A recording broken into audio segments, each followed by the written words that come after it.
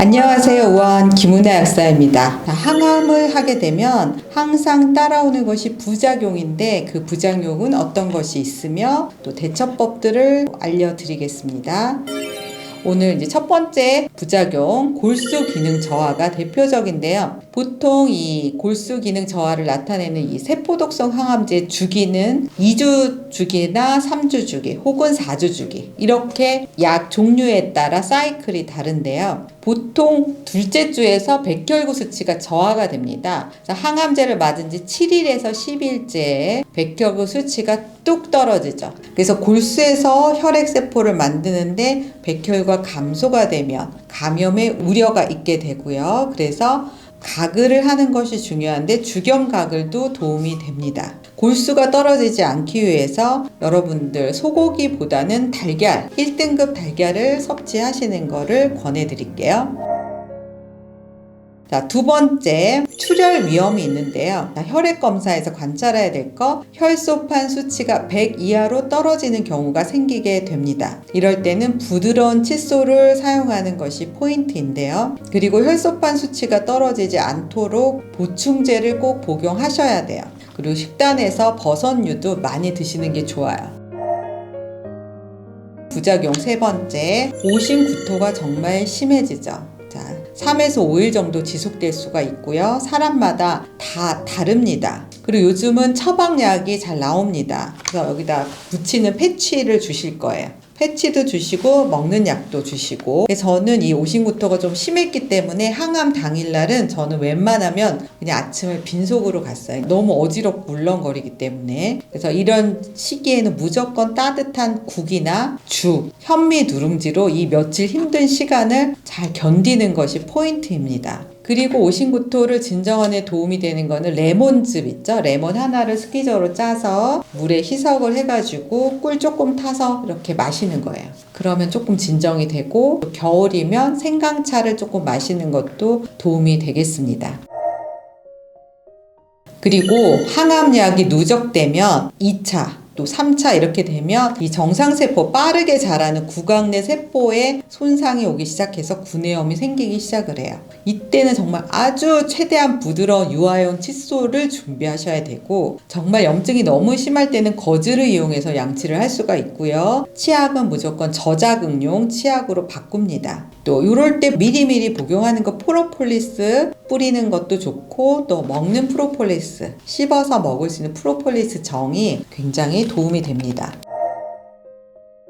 그 다음에 변비설사 부작용이 심하게 나타날 수 있습니다. 또 변비가 너무 심할 때 너무 힘을 주면 혈소판도 떨어져 있기 때문에 출혈 위험이 있게 돼요. 그래서 반드시 제가 7가지 야채 먹는 거, 제가 만든 베지셀을 복용을 하시는 거예요. 이럴 때 너무 만들기 힘드시거든요. 물렁거리고 냉장고 문만 열어도 막 토할 것 같고 어지럽기 때문에 이럴 때는 베지셀을 구매하셔서 편리하게 이 시기를 좀 넘어가시고, 체력이 되실 때는 스스로 만들어 드시면 되겠습니다. 그래서 베지셀을 좀 꾸준히 복용하시면 웬만한 변비 설사 증상은 해결이 될 수가 있습니다. 그래서 미리미리 항암 들어가기 전날 야채 주스를 많이 만들어서 냉장고에 넣어 놓으시고, 또 드실 때는 야채 주스를 살짝 쪄요. 살짝 데우시는 거, 찜기에서 데워서 섭취를 따뜻하게 해주세요. 모든 음식은 이때는 날 것은 안 되고, 냉장고에서 바로 나온 건 안 되고, 무조건 실온이나 따뜻하게 해서 섭취를 해주셔야 합니다. 그리고 항암할 때 유제품을 섭취하신다면 정말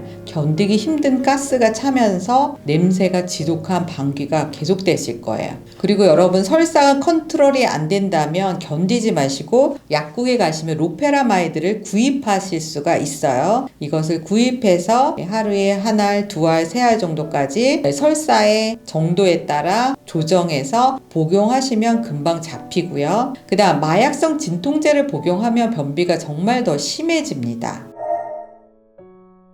탈모는 항암 치료가 종결되고 2달 후부터 머리가 자라나요. 파크리탁셀, 아드리아마이신 이런 약들은 그냥 머리를 밀고 가발을 미리 준비를 하셔라 라고 제안을 드리고요. 가발도 필요하고 모자도 필요하고 스카프도 필요합니다. 모자를 딱 쓰면 부분 가발만 이렇게 할 수 있는 부분 가발이 있어요. 여름에는 이 전체 가발을 쓰시려면 너무 덥거든요. 모자에 붙어있는 가발, 인모가 아니라 인조로 된 모는 조금 저렴하고 어디 정말 외출을 해야 된다 그럴 때는 정말 이렇게 스타일링이 될 수 있는 전체 가발을 2-3개 정도 준비를 하시면 좋을 것 같아요. 그리고 항암 중에 맥주 효모를 복용하시면 머리가 자라날 때 이 가늘거나 힘이 없는 상태를 개선할 수가 있습니다. 유방암 환자들이 이런 탈모 증상을 많이 겪기 때문에 머리가 잘 자라고 굵게 나올 수 있도록 준비를 하시는 게 좋습니다. 그리고 피부 발진은 정말 보편적으로 나타나는데 특히 표적 치료제의 대표 부작용입니다. EGFR에 쓰는 이레사, 타세바, 얼비투스, 타그리소 등의 항암제의 대표 부작용인데요. 정말 이렇게 빨갛게 나타나거나 얼굴에 좁쌀 여드름처럼 나타나거나 또 어떤 분은 정말 얼굴이 이렇게 까매지신 분도 있더라고요. 항암제 때문에. 면역 항암제도 이렇게 피부 발진이 굉장히 전신으로 나타나고 그래서 병원에서 심한 경우는 너무 가려울 때는 처방약을 받아서 이렇게 복용하고 또 연고도 발라야 되지만 또 전신에 일어나는 경우는 다 연고를 바를 수가 없잖아요. 천연의 보습제를 사용하시고 그리고 이런 피부 발진도 식단이 필수입니다. 이렇게 피부 발진 났는데 동물성 단백질, 우유를 먹는다. 또 기름진 식단을 하시면 더 심해집니다. 또 나타나는 증상은 뭐냐면 이제 손발 증후군이 나타나요. 손바닥, 발바닥에 물집이 생깁니다. 이거는 또 혈투 제제인 젤로다나, 수텐, 넥사바 등의 표적 치료제는 손발이 감각이 없죠. 이렇게 감각이 무디고 저리고 바늘로 찌르는 듯한 느낌, 화끈거림, 또 전기가 통하는 거 찌릿찌릿하는 거죠. 그리고 저 같은 경우도 이게 무뎌져 가지고 단추를 잘 못 채우는 거예요. 그 정도로. 그래서 요리할 때 손상될 수 있기 때문에 장갑을 꼭 끼라고 하죠. 옥살리플라틴이라는 항암제는 이게 차가운 것을 만지거나 먹으면 더 심해져요. 그래서 이 암 환자들은 무조건 따뜻하게, 손발을 따뜻하게, 그래서 족욕을 해라. 그러나 또 이렇게 발진이 너무 많은 경우에는 또 족욕도 너무 뜨거움을 가하면 또 힘들 수가 있습니다. 그래서 부드러운 양말, 실내화 맨발로 이렇게 땅을 디딜 수가 없어요. 그런 어려움들이 많이 있죠. 그리고 손 발톱은 저는 어떻게 됐냐면 막 줄이 생겨요. 가로줄도 생기고 부서지고 그다음에 손발톱이 심한 경우는 완전 까매지죠. 그리고 더 심하면 이게 빠져요. 염증 생기고 움푹 패이고 곱는 경우도 있어요. 저도 이 손톱을 보면 4개월에서 6개월, 발톱은 12개월에서 18개월이 넘어야 정상적인 손발톱으로 회복이 되는데요. 미량 미네랄을 복용해 주는 거예요. 아연, 셀레늄, 망간, 요오드, 철분 다 이 손톱의 재료거든요. 이것을 미리 복용을 해서 손발톱 변형을 최소화할 수 있다. 그리고 대표적인 증상은 근육통, 관절통. 관절이 아프고 걷기가 힘들다. 그래서 병원에서는 진통제를 3주분을 한 움큼을 주죠. 타이레놀은 정말 약한 거고 신경계 이제 진통제로 뉴론틴 같은 걸 주는데 엄청 심할 때 주는 건데 이럴 때는 저는 MSM, 액상칼슘 이거를 미리 같이 항암하면서 복용하시는 분들은 훨씬 수월하게 지나간다. 그 다음에 피로감, 정말 자도 잠이 오고 무기력하죠. 그리고 낮에 너무 많이 자기 때문에 또 밤에는 불면증이 옵니다. 그래서 웬만하면 피로감을 개선하기 위해서는 저는 아로니아 농축액을 써서 마셔주는 거죠. 특히 이렇게 말기암 환자 항암 계속하는 경우에는 체력이 쭉쭉쭉 떨어져서 더 이상 맞을 수 없는 상태까지 가도록 내버려 두시면 안 되고 같이 병행을 하셔야 됩니다.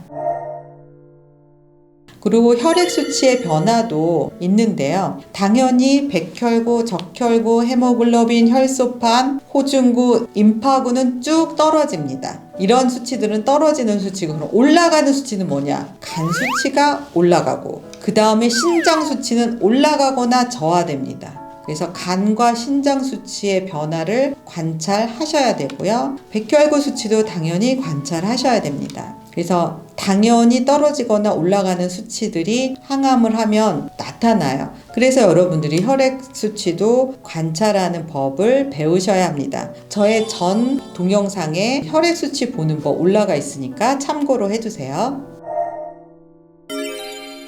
자, 오늘은 항암제의 독성에 대해서 나눠보았는데요. 이런 증상이 나타날 때는 병원에서 처방해준 진통제, 수면제에만 의존하지 말아야 하고요. 이 처방약, 진통제, 항히스타민제, 부심피진, 호르몬제 등으로 장기간 복용하면 우리 몸은 또 산성화가 됩니다. 자, 암이 생기면 우리 몸을 강력하게 산성화가 되는데 처방약을 또 거기다 더하게 되면 우리 몸은 더 산성화가 되죠. 그래서 염증과 통증을 단번에 잡아주기 때문에 손쉽게 선택할 수 있지만 내 몸의 환경을 암이 자라지 못하게 하는 환경으로 바꿔주지는 못합니다.